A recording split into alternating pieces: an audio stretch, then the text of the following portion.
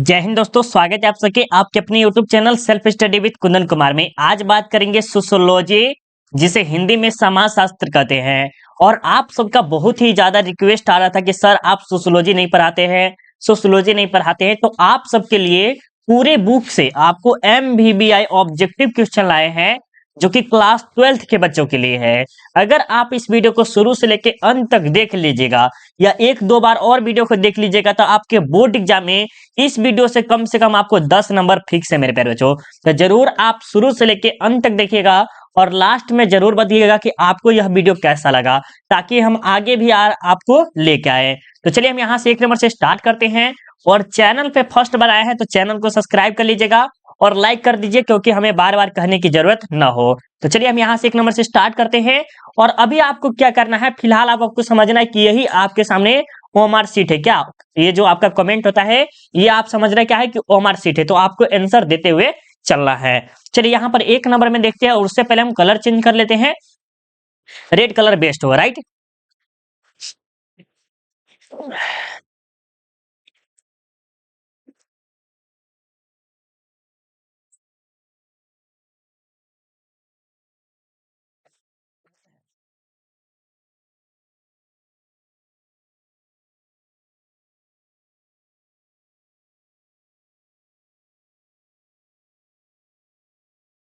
जय हिंद दोस्तों, स्वागत है आप सबके आपके अपने YouTube channel self study with Kundan Kumar में। आज बात करेंगे सोशियोलॉजी, जिसे हिंदी में समाजशास्त्र कहते हैं। और आप सबका बहुत ही ज्यादा रिक्वेस्ट था कि सर आप सोशियोलॉजी का नहीं पढ़ाते हैं, क्यों नहीं पढ़ाते हैं। तो आप सबके लिए बहुत ही ज्यादा रिक्वेस्ट के साथ हम आपको जो सोशियोलॉजी पूरा बुक है, उससे आपके लिए MVBI ऑब्जेक्टिव क्वेश्चन लाए हैं, जो कि क्लास 12th के बच्चों के लिए है। अगर आप इस वीडियो को शुरू से लेकर अंत तक देख लेते हैं और फिर से आप रिपीट करके देख लेते हैं, तो आपको बोर्ड एग्जाम में 10 नंबर इस वीडियो से कोई नहीं रोक सकता है। 10 नंबर 5 नंबर आपको आएगा तो आएगा, क्योंकि ये चुना प्रश्न है। तो जरूर आप शुरू से लेकर अंत तक देखिएगा और लास्ट में जरूर कमेंट करके बताइएगा कि आपको यह वीडियो कैसा लगा, ताकि हम आप सबके लिए और ज्यादा इस प्रकार का वीडियो लाए। तो चलिए हम यहाँ से 1 नंबर से स्टार्ट करते हैं। उससे पहले मेरे प्यारे बच्चों, अभी तक वीडियो को आपने लाइक नहीं किया तो एक बार लाइक कर दीजिएगा। आप सबके लिए इतना मेहनत करते हैं, तो आप जरूर एक बार लाइक कर दीजिएगा। फर्स्ट बार चैनल पे आए तो चैनल को सब्सक्राइब कर सकते हैं, आपके ऊपर डिपेंड करता है, ठीक है। अब चलिए हम यहाँ से 1 नंबर से स्टार्ट करते हैं। और एक काम आप अच्छा से कर सकते हैं, वो काम क्या है मेरे प्यारे बच्चों, ये जो कमेंट बॉक्स दिख रहे हैं ना, उसे आपको क्या समझना है, ओमार सीट समझना है। इससे आपको ये बेनिफिट होगा कि आप कमेंट करते हुए चलेंगे तो आपका प्रैक्टिस है वो हाई लेवल का हो जाएगा, और जितना प्रैक्टिस करेंगे उतना ही आपका अच्छा रिजल्ट आएगा। तो चलिए हम यहाँ से 1 नंबर से स्टार्ट करते हैं। और 1 नंबर में क्या करा है कि निम्न में से किसने सोशियोलॉजी शब्दावली का सृजन किया। सबसे पहले जरा ये सोशियोलॉजी जो हम पढ़ रहे हैं, जिसे हिंदी में समाजशास्त्र कहते हैं, जो उसका सृजन किसने किया था, स्पियरसन ने किया था, अगस्ट कॉम्ट या दुर्खिम के थे या कार्ल मार्क्स के थे। तो आपका जो राइट आंसर क्या होगा, ये के थे अगस्ट कॉम्ट के थे। ये अगस्ट कॉम्ट कहाँ के थे, तो फ्रांस के थे मेरे प्यारे, जो कहाँ के थे याद रखिएगा, वेरी वेरी इंपॉर्टेंट प्रश्न है, ठीक है। अब आप इसका बात करते हैं, इनका जो जन्म हुआ था, ये किसका, अगस्ट कॉम्ट का। तो वो जन्म हुआ था 19 जनवरी 1798 के हुआ था। वेरी वेरी इंपॉर्टेंट है, जरूर इसे आप याद कर लीजिएगा, ठीक है। अब चलिए आपके सामने 2 नंबर प्रश्न में क्या करा है कि मनुस्मृति के रचनाकार कौन है। तो मनुस्मृति के जो रचनाकार है वो तुलसीदास है, वेद व्यास है, चाणक्य है या मनु है। तो आप सबको हिस्ट्री में भी पढ़ाए थे कि मनुस्मृति के जो रचनाकार कौन है, मनु है। तो आपका जो राइट आंसर क्या होगा, डी होगा, ठीक है। 2 में 2 अभी आपका सही हुआ होगा। अब चलिए 3 नंबर प्रश्न में देखते हैं। और 3 नंबर में क्या करा कि भारतीय समाज कितने आश्रमों में विभाजित है। और इसमें वही प्रश्न लिया गया है, कम से कम 2 3 4 बार तक पूछा गया है। कितने बार, 3 3 4 4 बार प्रश्न पूछा गया है, वही प्रश्न आपको लिया गया है, ठीक है। तो जरूर अच्छे से देखिए, तभी तो आपको भला हो सकता है, राइट। यहाँ पर जो है भारतीय समाज में कितने आश्रमों में विभाजित है, ये टोटल 4 भागों में विभाजित है। और ये 4 भाग कौन कौन से हैं, ये आप हमें कमेंट करके जरूर बताइएगा। ये हम आपको हिस्ट्री में समझाए हुए कि आश्रम कितने हैं, 4 है, ठीक है। अब क्या करा कि निम्न में से कौन सा एक वर्ण है, क्या करा कि निम्न में से कौन एक वर्ण है, ब्राह्मण है, यादव है, त्यागी है या अग्रवाल है। तो आपका जो राइट आंसर क्या होगा मेरे बच्चों, ये ब्राह्मण है। क्या होगा, ब्राह्मण। ऑप्शन ए आपका क्या होगा, बिल्कुल ही राइट आंसर होगा। अब देखिए 5 नंबर में क्या करा कि प्राचीन भारतीय समाज के कितने वर्गों में विभाजित किया गया। ये जो प्राचीन भारतीय समाज था, मतलब कह सकते जो पुराने समय में समाज था, वो कितने भागों में विभाजित था या कितने वर्गों में विभाजित था। तो ये 3 4 5 या 2। तो फटाफट बताइएगा, बहुत अच्छे। ये जो था कितने, 4 भागों में विभाजित था, जो कि ऑप्शन बी आपका क्या होगा, राइट आंसर हुआ। ठीक है, अब देखिए 6 नंबर में क्या कह रहा है कि भारतीय सांस्कृतिक के निम्न में से कौन सी विशेषता है। भारतीय संस्कृति के निम्न में से कौन सी विशेषता है हमारे प्यारे, ये जो है आपके धर्म की पराधीनता है, या पूर्ण जन्म में विश्वास है, कर्म फल में विश्वास है, या इनमें से सभी होगा। तो अब आपको बताना है, देखिए ये क्या होता है, भारतीय संस्कृति में बोला गया है कि धर्म की पराधीनता धर्म की होती है, पूर्व जन्म में विश्वास करते हैं, कर्म कर्म फल में विश्वास है। तो ऑप्शन जो आपका डी राइट आंसर होगा, क्योंकि ये सभी के सभी चीज पर विशेषता है। ठीक है, अब देखिए आपके सामने 7 नंबर जो है क्या कह रहा है कि समाज शास्त्र का जन्म किस देश में हुआ था। ये जो सोशियोलॉजी शब्द है उसका जो जन्म है वो किस देश में हुआ था। तो अभी जस्ट हम आपको बताए थे कि इसके जो है अगस्त कब है और कहाँ के थे, फ्रांस के थे। तो ऑप्शन जो आपका राइट आंसर क्या होगा, टी होगा, याद रखिएगा हमेशा के लिए। ठीक है, अब देखिए आपके सामने 8 नंबर में क्या कह रहा है कि भारत में उपनिवेशवादी शासन के क्या कारण है। भारत में उपनिवेशवादी शासन के क्या कारण है। तो इसमें जो होते हैं राजनीतिक अस्थिरता होती है। क्या होती है, राजनीतिक में अस्थिरता है वो क्या होती है, कायम नहीं रह पाती है राजनीतिक जो होती है। ठीक है, याद रखिएगा। अब चलिए आपके सामने जो 9 नंबर प्रश्न में क्या करा है कि भारत के किस विश्वविद्यालय से समाज शास्त्र की पढ़ाई शुरू हुई थी। भारत में बोला जा रहा है ये जो समाज शास्त्र का जो जन्म को हुआ था तो वो फ्रांस में हुआ था। जिसने किसने किया था, तो अगस्त कब ने किया था। ये तो बिल्कुल सही है। और भारत के किस मतलब भारत में भी हुआ था। तो ये विश्वविद्यालय का जो समाजशास्त्र की पढ़ाई शुरू हुई थी वो कहाँ से हुई थी, मुंबई विश्वविद्यालय से। कहाँ हुई थी मेरे बच्चों, मुंबई विश्वविद्यालय या बम्बई विश्वविद्यालय, दोनों में से किसी तरह से आपसे पूछे तो आपको यही उत्तर देना है। ठीक है, समझ में आ रहा है ना। बिल्कुल, अगर आपको समझ में आ रहा होगा मेरे बच्चों और इतना मेहनत के साथ हम आप सबके लिए प्रश्न लाए हैं, तो प्लीज अगर अच्छा से समझ में आ रहा है या प्रश्न अच्छा लग रहा है तो प्लीज एक बार लाइक करके जरूर बताइएगा। ठीक है, 10 नंबर देखिए क्या करें कि मुसलमानों में निम्न में से कौन सा विवाह कौन सा प्रकार अस्थाई है। देखिए क्या कर रहा है कि मुसलमानों में निम्न में से विवाह का कौन सा प्रकार जो है अस्थाई है, मतलब क्या अस्थाई रूप से नहीं है। तो निकाह, मुता, फासिद या मुबारक। तो इसके बारे में बताइएगा राइट आंसर क्या होगा। बिल्कुल, ये जो आपका राइट आंसर क्या होगा, मुता होगा, जो कि ऑप्शन बी आपका क्या होगा, राइट आंसर होगा। ठीक है, अब देखिए 11 नंबर में क्या कह रहा है कि निम्न में से कौन जातिवाद का दुष्परिणाम है। क्या कह रहा है कि निम्न में से कौन जातिवाद का दुष्परिणाम है। तो वो कौन है मेरे प्यारे बच्चों, एक बार फटाफट बता दीजिएगा।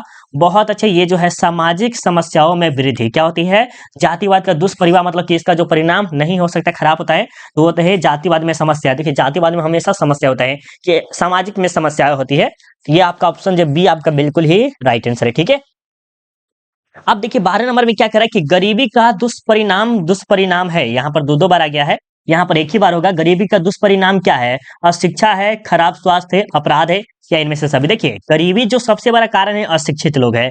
और दूसरा जो कारण है खराब स्वास्थ्य, जिस व्यक्ति का जो शरीर रहेगा अच्छा नहीं रहेगा वो जरूर रहेगा। अपराध, अगर वो कमा नहीं सकते तो उसके अपराध एक लेगा से है। तो ऑप्शन के अकॉर्डिंग आपका डी बिल्कुल ही राइट आंसर है। ठीक है, अब चलिए आपके सामने 13 नंबर प्रश्न में देखते हैं, और यहाँ पर क्या कह रहा है कि किस समाज में पोशाक पोशाक विवाह प्रचलन है। ये सब विवाह जो है हम आपको हिस्ट्री में बहुत अच्छे से समझाए मेरे बच्चों। हिस्ट्री जब आप पढ़े होंगे तो इसमें हम आपको समझाए हुए हैं कि पोशाक विवाह क्या होता है, ये सब आप पे चार्ज विवाह क्या होता है, ये सब विवाह समझाए हुए हैं। ठीक है, तो 13 नंबर का राइट आंसर जो होगा ये आपके हिंदू समाज में है। बिल्कुल आपका राइट आंसर क्या होगा, ये होगा। ठीक है, अब देखिए निम्न 14 में देखिए निम्न में से कौन जनजाति नहीं है। निम्न में से कौन जो है इसमें से जनजाति नहीं है, तो आपको बताना है। तो ये जो चौपाल देख रहे हैं ये एक प्रकार के निम्न में से जनजाति नहीं है। ठीक है, अब आपको याद रखना है 15 नंबर में क्या करें कि निम्न में से कौन जाति नहीं है। तो ब्राह्मण, शूद्र, कुशवाहा या रविदास। तो इसमें अभी जो जाति नहीं है वो कौन सा है मेरे प्यारे बच्चों, ये जो है आपका शूद्र एक प्रकार के क्या है, जाति नहीं है। ठीक है, याद रखिएगा। 16 नंबर क्या कह रहा है कि किसने कहा जाति एक बंद वर्ग है। क्या कह रहा है कि किसने कहा जाति एक बंद वर्ग है। नहीं कहा, देखिए एक तरह से रोका हुआ वो है उस प्रकार थे। मैकाइवर कहते, मजूमदार तथा मादान कहते, या कूले कहते, या रिजले कहते। तो इसके बारे में बताइएगा राइट आंसर क्या होगा। बहुत अच्छे, इसका जो राइट आंसर क्या होगा, बी होगा, याद रखिएगा। ठीक है, अब चलिए आपके सामने 17 नंबर में क्या कर रहा है। 17 नंबर प्रश्न के देखिएगा कि निम्न में से कौन जनजाति समाज की समस्या नहीं है। ऐसा कह रहा है कि निम्न में से कौन जनजाति जो है, जनजाति समाज की समस्या नहीं है। तो वो आपको बताना है कौन सी है। भूमि बिलगाववाद, छुआछूत, दोनों। तो देखिए इसमें जो आपका जो राइट आंसर हो सकता है भूमि बिलगाव, मतलब कि भूमि में विभाजन होता है, छुआछूत ये तो प्रचलित है। तो ऑप्शन जो है आपका राइट आंसर क्या होगा, सी होगा। ठीक है, अब देखिए 18 नंबर में क्या कह रहा है कि भील नामक जनजाति किस राज्य में निवास करती है। भील नामक जो जनजाति होती है वो किसी न किसी क्या करती है, राज्य में निवास करती है। तो वो कौन सा राज्य में निवास करती है मेरे बच्चों? राजस्थान में, बिहार में, पश्चिम बंगाल में या मेघालय में। तो इसका उत्तर दे दीजिए फटाफट, क्या होगा राइट आंसर 18 नंबर का। बिल्कुल, ये जो है राजस्थान में निवास करती है। तो ऑप्शन ए आपका क्या होगा, राइट आंसर है। महर विवाह किस धर्म से संबंधित है? ये जो महर विवाह होता है वो किसी न किसी धर्म से संबंधित रखता है। तो वो कौन सा धर्म मेरे बच्चों, फटाफट बताइएगा, ये कौन सा धर्म में संबंधित है? बिल्कुल, ये जो है मुस्लिम धर्म में संबंधित है। तो ऑप्शन ए आपका क्या होगा, राइट आंसर। ठीक है, मुस्लिम समुदाय कितने प्रकार के विवाह प्रचलित है? मुस्लिम विवाह जो होता है उसमें कितने प्रकार के जो विवाह प्रचलित है मेरे बच्चों, वो फटाफट बताइए, 3, 4, 5 या 6? चलिए, बहुत अच्छी बात है। अब उसका जो आ रहा है बिल्कुल 20 का जो राइट आंसर क्या होगा मेरे बच्चों, ये है 3 है। कितने हैं? 3 प्रकार के विवाह होते हैं। ठीक है, अब देखिए 21 नंबर में क्या करा कि चाचा नातेदारी किस श्रेणी के अंतर्गत आता है? ये जो चाचा जो होता है वो किस नातेदारी में आता है? जैसे हो गया माता पिता, ठीक है, समझिएगा, माता पिता, ठीक है, ये आते हैं प्रथम में, आते हैं किस में आते हैं? प्रथम श्रेणी में आते हैं। और ये चाचा होते हैं प्राथमिक में या द्वितीय में, तृतीय में। तो चाचा हो गया, मामा हो गया, मामी हो गया, ये सभी के सभी किस में आते हैं? द्वितीय में आते हैं। आपके परिवार में जो पापा होंगे, मम्मी होगा, ये सब जो है आपके प्रथम में आते हैं। बाकी जो भी लोग हैं, दोस्त दोस्त तृतीय में आते हैं। ये सब जो है द्वितीय तृतीय में आते हैं। लेकिन प्रथम में वही लोग आते हैं जो आपसे ब्लड से जुड़ा हुआ है, वो आते हैं। ठीक है, हिंदू विवाह अधिनियम पारित हुआ। अब हिंदू विवाह में जो अधिनियम पारित हुआ था वो कब हुआ था मेरे प्यारे बच्चों, एक बार फटाफट बता दीजिएगा। 1950 में, 1954 में, 1955, 1976 में। तो 22 नंबर का जो आपका राइट आंसर क्या होगा, ये हुआ था 1955 में। ऑप्शन सी आपका क्या होगा, राइट आंसर होगा। ठीक है, हिंदुओं में विवाह के कितने स्वरूप माने जाते हैं? देखिए, हिंदुओं में जो विवाह का जो है टोटल 8 प्रकार के, कितने हैं? 8 प्रकार के, जिसमें है पे चार्स विवाह, गंधर्व विवाह, राक्षस विवाह, ये सब विवाह होता है। और आपको हम अच्छे से बताए हुए हैं पहले, ज्यादा वीडियो लंबा करना उचित नहीं होगा। ठीक है, 24 नंबर देखिए क्या करा कि भारत में विवाह और परिवार किसने लिखा? ये जो भारत में जो है विवाह और परिवार, जो कि वेरी वेरी इंपॉर्टेंट प्रश्न, और ज्यादा एक्स्ट्रा इंपॉर्टेंट प्रश्न है। तो 24 नंबर का बताइएगा कौन दिए थे? तो ये जो दिए थे KM पगरिया, कौन दिए थे? कपरिया, जो कि ऑप्शन सी आपका क्या होगा, राइट आंसर होगा। ठीक है, याद रखिएगा। अब चलिए आपके सामने जो 25 नंबर प्रश्न में क्या कर रहा है, 25 नंबर देखिएगा कि निम्न में से कौन से कारक, क्या कह रहा है कि निम्न में से कौन से कारक भारतीय जाति व्यवस्था में परिवर्तन के उत्तरदायी है? क्या कह रहे हैं कि निम्न में से कौन से भारतीय जाति व्यवस्था के परिवर्तन के कारक उत्तरदायी है? तो ये है औद्योगिकरण है, पंचायती राज हो गया, जजमानी व्यवस्था हो गया, प्रभु जाति होगा। तो इसके बारे में बताइएगा राइट आंसर क्या होगा प्यारे। बहुत अच्छी बात है, 25 का जो आपका राइट आंसर क्या आ रहा है, औद्योगिकरण होगा। क्या होगा? औद्योगिकरण, जो कि ऑप्शन ए आपका क्या होगा, राइट आंसर होगा। ठीक है, 26 में देखिए क्या करें कि निम्न में से कौन एक वर्ग नहीं है, एक तरह से कास्ट कह सकते हैं, वो नहीं है? डॉक्टर है, वह शिक्षक है, वकील है, या ब्राह्मण है? तो अब आप सबका जो राइट आंसर क्या आ रहा होगा, ब्राह्मण है। कौन है? ब्राह्मण है। अब देखिए 27 नंबर में क्या करें कि दलित वर्ग कल्याण लिंग की स्थापना किसने की थी? दलित वर्ग के बारे में पूछ रहा है। तो ये जो हमारे हैं डॉक्टर भीमराव अंबेडकर जी किए हैं। तो 27 का जो आपका राइट आंसर क्या होगा, डी होगा। ठीक है, अब 28 नंबर देखिए क्या कह रहा है कि राष्ट्रीय अनुसूचित जाति एवं जनजाति आयोग की स्थापना किसने की थी? यहाँ पर क्या कह रहा है कि राष्ट्रीय अनुसूचित जाति और जनजाति आयोग की स्थापना कब हुई थी? तो 1980 में, 1990 में, 1970 में, 1952 में। तो इसका जो राइट आंसर क्या होगा, 1990 में हुआ था।